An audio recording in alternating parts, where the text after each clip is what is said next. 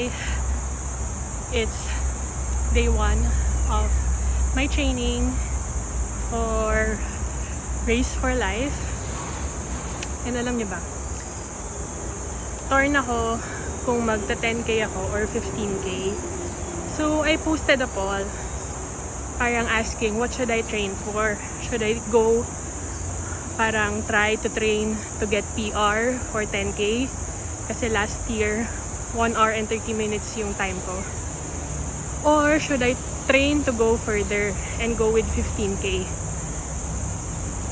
Tapos natawa ako sa sagot nung isa. Sabi niya, train for your health.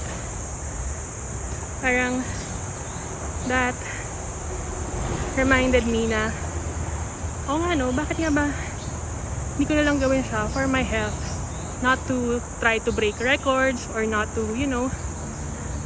not for the accomplishment, but for my health. So ayun, it's day 1 of my training and I'm going on an easy run.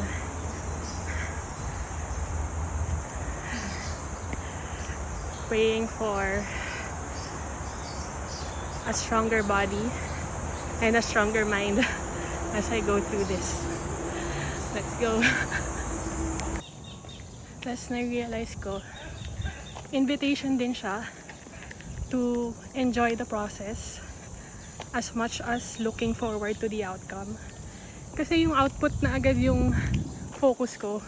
Kung makakatapos ako ng 15k or magta 10k, parang dapat i-enjoy ko rin yung mga 5k in between, tsaka yung training, yung workouts. So ayun, let's enjoy the process, the journey.